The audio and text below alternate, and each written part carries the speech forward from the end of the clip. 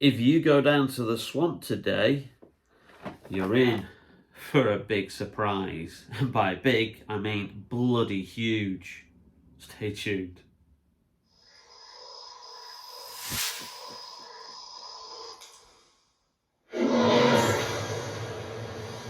Hello and welcome back to the Bearded Geek Toy Review channel. In today's video we're looking at the DC Multiverse Swamp Thing figure from McFarlane Toys. Now, Swamp Thing is a character who's been around in the DC universe for quite some time. He was originally created by Len Wein, who is very famous for creating another very iconic superhero character. He created Wolverine for Marvel Comics, but in 1971 he and artist Bernie Wrightson did a story, I think in one of DC's horror comics, and introduced Swamp Thing. Now, Swamp Thing was kind of like a second tier character and had his own series occasionally, and then there was a film in 1981 which was directed by Wes Craven, of all people, which was extremely low budget and wasn't exactly a box office smash, but that led to the Swamp Thing character getting yet another comic book series because his previous one had been cancelled, I think late in the 1970s. And this comic kind of like trundled along a bit, but it wasn't until I think 1985 that comic book legend Alan Moore took the reins of the character and took over the Swamp Thing title and did his very, very iconic run on that series, and it became quite the bestseller because Alan Moore, everything he touched in the 80s for DC was literally like just sold like hotcakes. Now, what Alan Moore did is he took the character of Swamp Thing, who previously had been established that he was a scientist called Alec Holland, who had one of those unfortunate accidents that superheroes tend to have, and he was transformed into Swamp Thing. But what Alan Moore did is he turned the character on its head and actually had Swamp Thing as its own character who had absorbed the memories of scientist Alec Holland, and it posed the question of whether or not Swamp Thing was actually Alec Holland or whether he was his own character who just had remembered these memories of the deceased scientist. So it was quite a unique take and very, very, very successful. Now, Swamp Thing has joined some teams. He's been in Justice League Dark very, very recently in the New 52. And there was recently a TV series that unfortunately only lasted for 10 episodes, one season, that was produced in 2019. And beyond that, not much has been done with the character, but he is one of those DC iconic characters.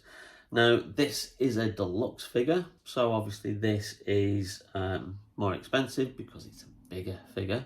And this retails usually for £40 or $40, and I got an absolute bargain. I'm in a DC Multiverse Facebook group, and there was one of the people on there called Mando Toys. I think they're kind of like a seller, and they have their own store, and they were offering this for an absolute bargain, virtually half price. So I literally snapped it up, and then it arrived a couple of days ago, and it is an absolute marvellous figure. So without further ado, let's have a closer look at the packaging, and then we'll get the figure out and have a closer look at the figure as well. And here we have the figure in its packaging. So standard kind of layout, typical to the other DC Multiverse packaging. You've got the logo at the bottom there, Swamp Thing, 12 plus. The only thing that's missing is the top bit where it usually says 22 points of articulation. At the side there, Swamp Thing, and this is from DC Rebirth line of comics. And then you've got a very, very nice shot of the action figure in a kind of swampy forest background there, and mentioning the 22 points of articulation. Just Swamp Thing there. and back to the front. Now obviously it is a huge packaging due to the figure, and just to give you some context, here is the standard DC Multiverse figure packaging. This is from the Lex Luthor figure that I picked up in B&M the other day, which I'll be doing a video of very, very soon. So as you can see, you can put them side by side. Yeah, it is a lot bigger. But without further ado, let's get into opening the packaging and having a closer look at what we've got inside. So before we actually get to the figure itself, as standard, the internal packaging is a montage of previous DC comic book covers, and it does come with the aforementioned trading card as an accessory and a DC stand for the figure. Now I'm actually surprised it's a standard sized stand. I thought they might have put a bigger stand in there for the figure given the size of him, but we will see obviously if he needs that to stand up, whether or not he's going to stand on his own or whether he does actually need the stand. But let's have a look at the trading card and then we'll get into the figure. Here's the trading card with that iconic shot of the figure that's on the back of the packaging. And then we have a little bio on the back, which gives you a little brief description of the character.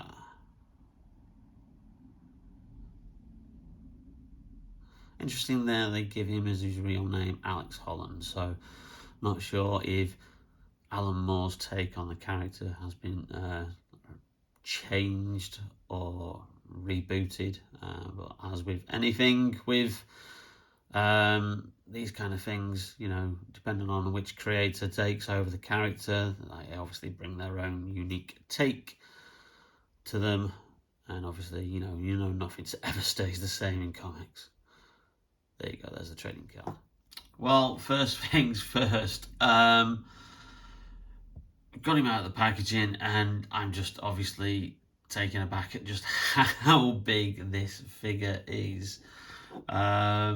It's so big that he's not actually fitting in the full frame of the camera, so I'm gonna have to like move him around a bit. Had a little bit of trouble getting him to stand, so he is a little bit unsteady on his feet, so I probably will need that stand there to steady him out.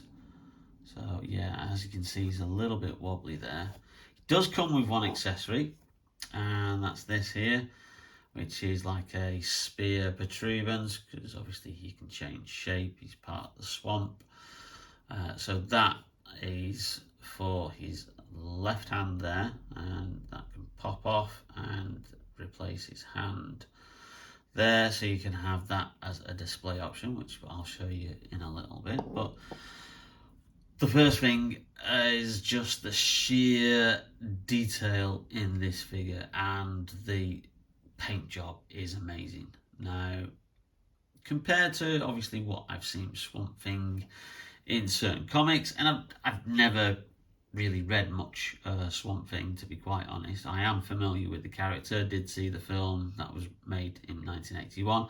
Hadn't watched the recent 10-episode television series because I think it was exclusive to DC Direct or whatever channel it was, and you needed a subscription for that. But from what I believe, it was a very, very unique kind of like horror style series, which was quite good from all regards. Now let's just have a closer look at that facial sculpt. Now that facial sculpt is absolutely brilliant. Look at those piercing red eyes. There is not a lot of articulation in this head. You really can't move it around much. There is some slight variation to it there, but those piercing red eyes and those dirty white teeth in the mouth are absolutely stunning and really do pop out. And I love the detail. Obviously, some bits are very, very soft plastic to allow for the figure to move around. So you can move, obviously, the figure around like that. Same with this here. So soft elements of plastic so you can move it around. And again, with these figures, the articulation absolutely brilliant. You really can get the figures into a wide variety of poses. And again, just look at that paint job. So you've got mixtures of greens, different browns. Obviously you've got the articulation in the feet there, which McFarlane figures have.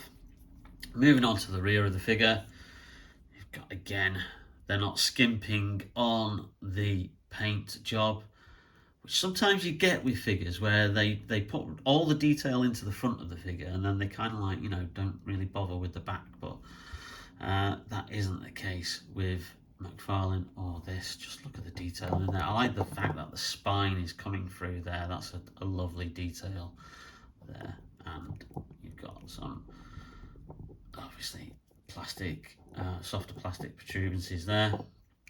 And again, here on here, which is really good. There are some flowers on there that you can see, which look like roses. And I have seen some other videos of this figure where they've kind of like said, lamented the fact that, oh, you know, why can't McFarlane have painted those to make them stand out? And it's like, well, really, for the price point of the figure, you're just moaning at the fact that there's not much of a paint job on it, on those flowers, when compared to the rest of the figure. You know, all right, get a bit of red paint or pink paint or whatever and just daub it on there if you want and don't want to do your own custom. It doesn't bother me in the slightest because obviously you're not really going to be showing it from the back. You're going to be showing it from the front. But just look at that figure. This is absolutely amazing. And it's probably one of the... Another reason why the DC Multiverse range of figures is fast becoming probably the favourite line that I collect at the moment, which is ironic because I've always been a Marvel fan, but they do seem to be surpassing Marvel Legends at every time they release some figures. Yes, the line is very Batman centric, very heavily Batman centric, and that's probably the only major fault of the line that I have.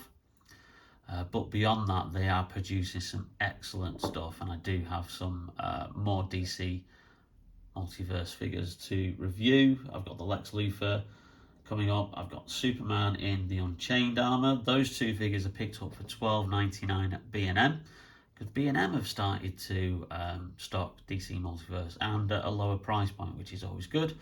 And I also got the Free Joker's Batman as well, which is probably going to replace this Batman in my display. So this guy here, which is one of my very first DC Multiverse figures.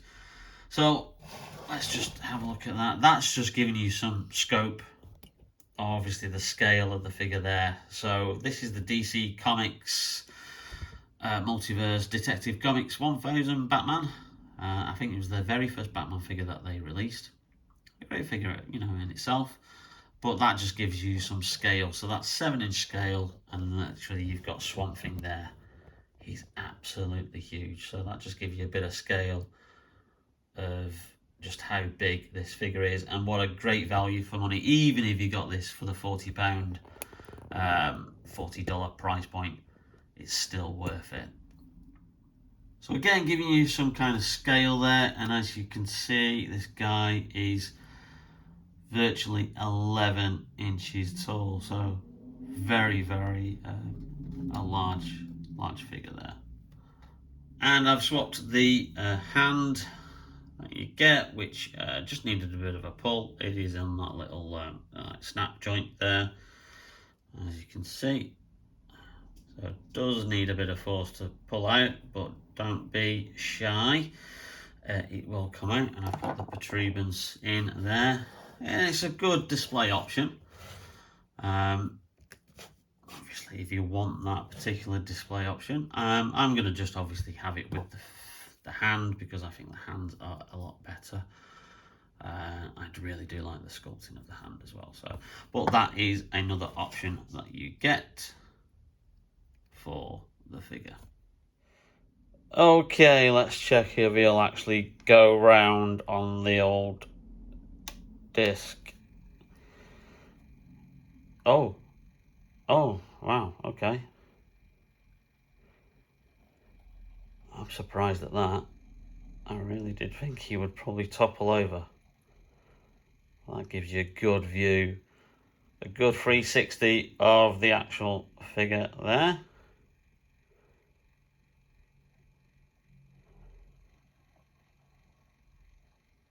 Looking a little bit precarious. Is wobbling a little bit slightly, but that's a good round view of the figure.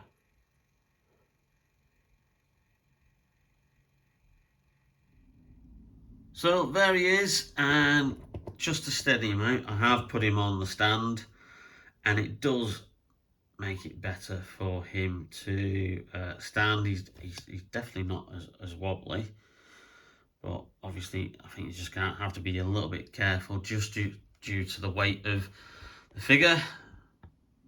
Now, I haven't seen this figure in any stores anywhere. I've not even seen it in my local Forbidden Planet. And like I said, I was completely unaware of the figure until I saw it on the DC Multiverse Facebook group that I'm on. But subsequently, I have looked online, and he is available in a variety of different online outlets, most notably Amazon.co.uk. Currently have him for £32, which, given the price point, is obviously you get free postage, packaging and delivery with that, because it's over the 20 quid option. So I think for £32, again, that's an absolute bargain. But like I said, I was lucky enough to get this for virtually half price, and he's going to quickly become a favourite in my collection. It is an awesome figure. So there you go. The DC Multiverse Swamp Thing from McFarlane Toys. Well, I hope you enjoyed that video, and if you did, then please leave us a like, and don't forget to hit that subscribe button if you haven't already hit the subscribe button and you're not already a subscriber to the channel, and also that notification bell to get notified whenever we upload a new video. I've still got some Marvel Legends and some Star Wars Black Series, as well as the aforementioned DC Multiverse figures to come, so lots of exciting reviews on their way. But in the meantime, take care, stay safe, and we'll see you soon on Bearded Geek Toy Reviews. See you later. A passing stranger? Maybe a phantom from a dream? Trying to help you understand the things you already know. Why? What's the purpose of showing me all of this death? They're warning you. There's danger here. Well, you hope... Try it again.